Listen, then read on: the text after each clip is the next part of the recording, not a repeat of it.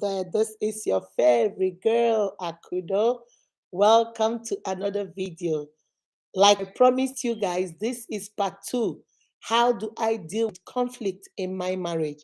For all my returning subscribers, hello, welcome back. For those of you that are not part of my family, what are you waiting for? You watch all the videos, you might as well come join us. You see the red button that says subscribe, click on that button. Wait for the notification bell, click on that one too, so you will be the first to see my videos once they drop. Now, let's jump right into it. Like we said in the first video, conflict is a clash of interest. Another definition says it is a fight, battle, that is armed in conflict. Okay.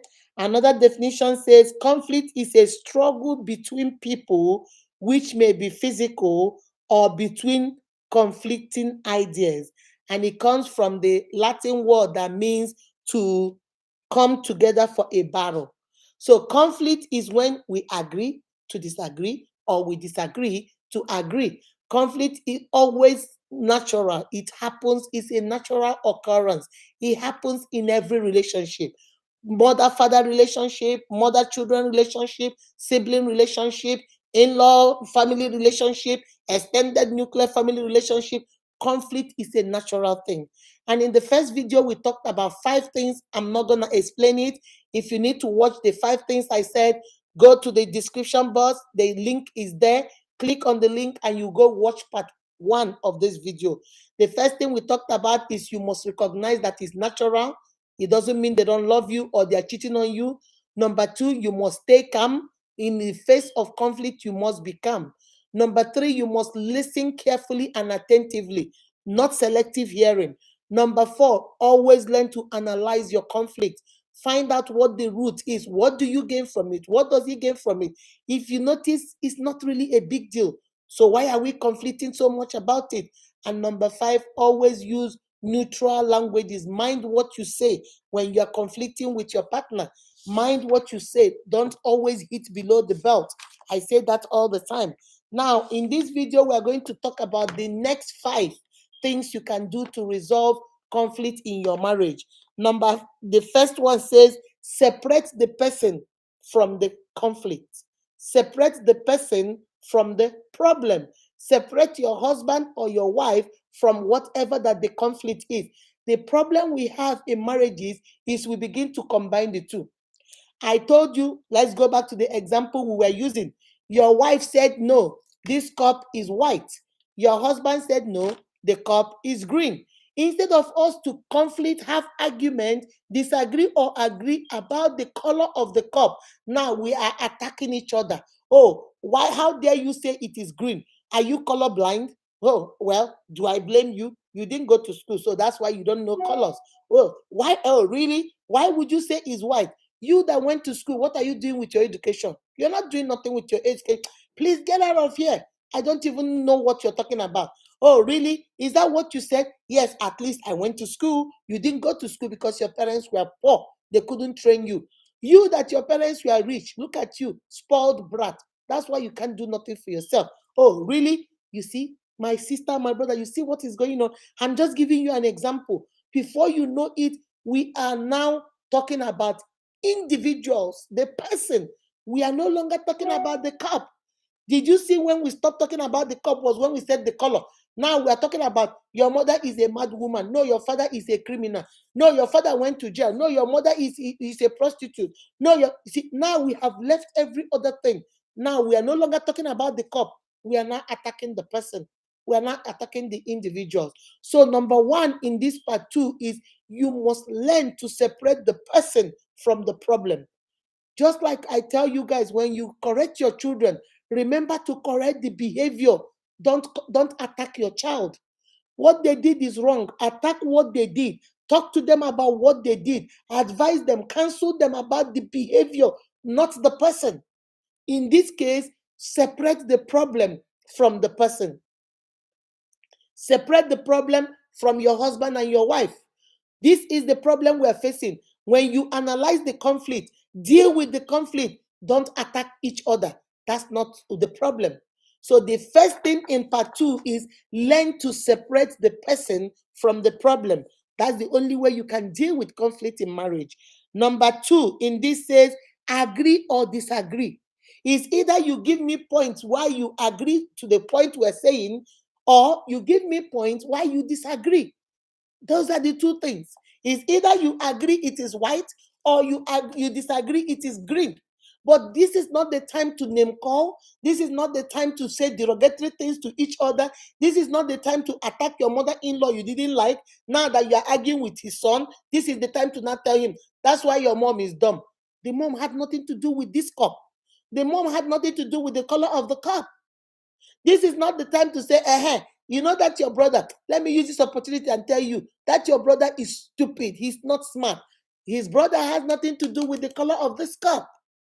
It's either you agree with the color. No, I don't agree. It is not white because I think it's green. You see this color here? This is the color of grass. So I think since he has a lot of green things on it, you might as well say it's green. No, honey, I don't agree. You see this cup, even though it has a lot of green and yellow on it, but you see the background is white. So should we say it's yellow now? Because I see some yellow things on it. Argue about agree or disagree. We can either agree to disagree, or we disagree to agree. Stick to the point. That's number 2. Stick to the point. Agree or disagree. Stop calling names. Stop digressing. Stop going places that are not the cause of the conflict. When you have analyzed it in part 1, in this part 2 now, agree or disagree. Stay focused. Stick to the point. Number 3 here says, be creative. Find out other ways. Okay, you know what? Since I say it's white and you say no, it's green, I want us to go see. Let's go to Google. Let's call the person. This looks like it's a Subway cup. Let's call Subway. Find out from Subway what color this is. Be creative. Come up with other ways we can rectify this conflict. Come up with other ways we can find solution to this this color problem we are having, conflict we are having. Let us be creative. Don't be creative on how to abuse each other, or how to cuss out each other, or how to call each other derogatory names, or how to put each other down, or how to belittle each other, or how to even gaslight each other. Like, oh, please, you drama queen, please get out of here. I'm tired. Let us be creative. Let us find ways to fix what is broken. Let us remember that which doesn't break you, it makes you strong. So let us argue about the points. Number 2 says agree or disagree. Stay on focus. So number 3 now is, now that we are staying on focus, let us come up with creative ways to deal with our conflict. Creative ways to find solution to our conflict. Then that's number 3. Number 4 says be specific. Like I said, be specific. Don't beat about the bush. If we are talking about the cup, stick to the cup. Don't beat about the bush. Well, that's how last week you said that the broom is green when the broom is yellow. That's how when I married you newly, you always say red color is orange color. You know, that's why even when I went to your mother's house, your mother was telling me, oh, that this grass is brown when the grass is green. It is in your family. You guys don't know colors. Mba, no, no, no, no, no, no. Mba, mba, mba, mba. No, no, my sister, no, my brother. Stick to the point. Stay focused. It's either you agree or you disagree. Be creative. Come up with ideas. Let's call Subway. Let's find out this color. Let's go to Google. Let's do some research. Let's call other people and find out what they think. The people that own Subway. I have a friend that owns Subway. Let me find out from him what color this cup is. Do be creative. And when you are creative, be specific. Don't call your friend to tell your friend, do you know, you remember the last time my husband came to your house and my husband saw your couch? You remember, what did my husband say? Oh, he said our couch is black. But what color is your couch? Brown. You see? Do you see? He is blind. He is color blind because he doesn't know colors. How can he come to your house and see your black couch and say your black couch is brown? And now he's trying to tell me this cup is green. Don't you see? He doesn't know colors. How did we go from the color of this cup to the color of the couch to the telling your girlfriend? And that will take us to the last one, which is avoid venting to others about your conflicts. Most people don't live with you. Most people don't know the dynamics between you and your husband. Most people don't know the dynamic in your family, how it works. Most people don't know your husband like you know your husband. For example, now me, I know my husband. I know when he's joking. I know the kind of jokes he cracks. I get his kind of joke. He might say something funny, and you guys will look at him and say, what's funny about it? And I'll be there laughing, and you're like, what's wrong with her? Why is she laughing? What did Nesty say that is so funny? I get his kind of joke. I get how he talks. I live with him, so I understand. So when you come and you see some, your husband is not even funny. Why is he talking like that? And then I might say, oh, well, that's true. He's not funny. But he's funny to me. He might not be funny to you because you don't get him. You don't live with him. You don't know who he is. Just like if you reverse it, just like me too. There are certain things I do that Nancy might get that you might not get. So when you are out there venting to the others about the conflict you have in your house, they might understand it or they might not understand it. So be very careful who you're venting to. If you vent to the wrong person, they will give you wrong advice. If you vent to the right person, they will direct you to the right if and they help you be creative and come up with ideas to solve the conflict. But if you vent to the wrong person, my sister, I'm gonna be that too. My brother, and I saw wahala the bicycle. I'm telling you, now so you don't enter one chance bus, you are now in trouble. So you have to be very, very careful. So in this part 2, we talked about 5 more ways to deal with conflict. The first one is remember to separate the person from the problem. Your husband is not the problem. Your wife is not the problem. The conflict you guys are agreeing or disagreeing with is what we are talking about, not each other. Number 2, remember to either agree or disagree. Be focused on what you're saying. Be focused. Don't be all over the place. Don't leave what you are arguing, agreeing, or disagreeing with and start jumping to things that are not necessary. Number 3 says be creative. Come up with ways to solve that conflict without breaking each other. Come out with ways to solve that conflict without actually being derogative, putting each other down, gaslighting each other, but sticking to the point and being creative with solutions. Number 4 says be specific. Don't be all over the place. Don't remember what happened 5 years ago when you married him. Don't remember what happened 15 years ago when you married him, what he said wrong and what he didn't say, what his parents did 30 years ago to your father. Now you want to bring it to the color of this cup. Haba, my brother, now. That doesn't make any sense. And final one, avoid venting to the people about your conflict. They don't live with you. They don't understand the dynamic of how your family works. They don't understand the kind of relationship you guys have. Be very careful who you vent to. If you vent to the wrong people, you might be heading the wrong way. If you vent to the right people, they might tell you to calm down. Sister, there's nothing too much about this. You guys are just, come on, let's analyze this. This conflict is nothing. My sister, move on. So it depends on who you're vetting. We have this habit of always telling everybody our problem. Everybody is not your friend. How many times will I say it?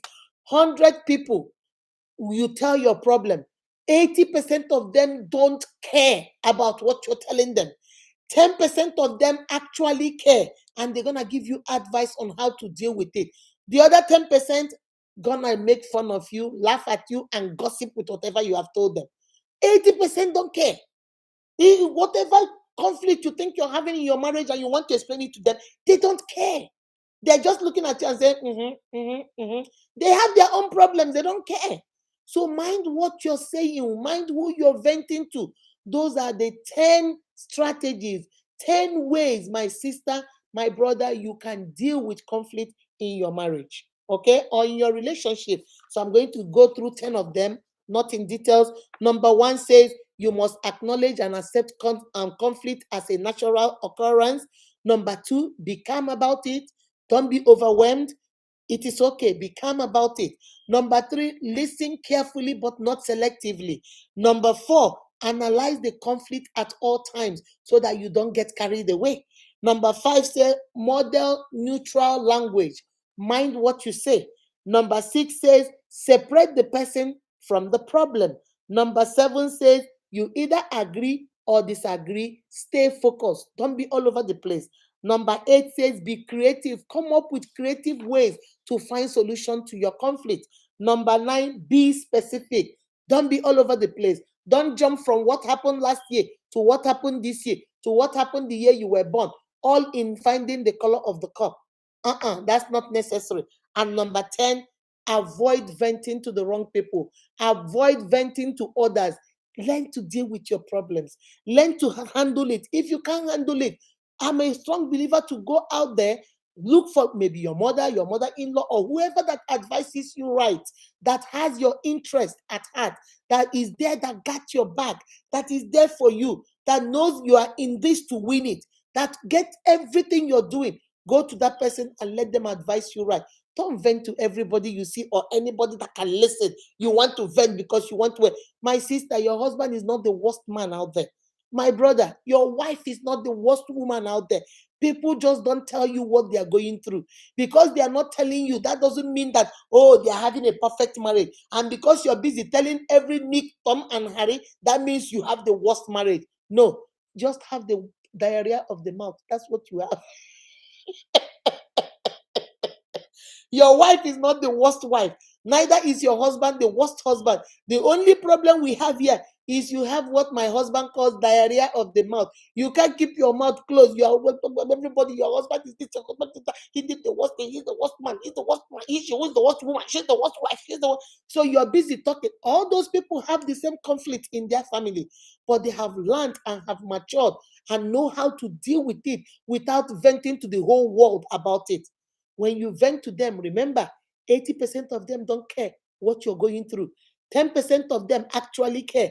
And majority of the time, they are the ones that love you for who you are, and they are there for you.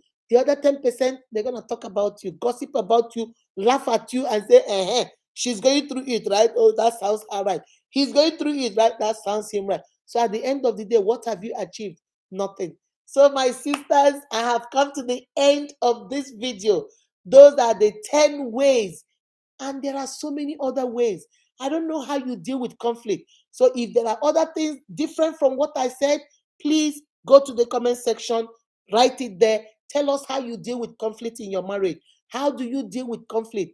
Do you agree? Do you disagree? Do you call names? Do you stay focused? Are you specific? Are you creative? Do you vent to others? Do you know this is natural? Are you calm? Are you listening? Do you model neutral language? Those are all the facts. If there is any one of them you do, write it in the comment section. And if there's something you do that is not here, write it down in the comment section. Remember, iron sharpeneth iron. We are here to encourage each other. It always takes two to tango. All right?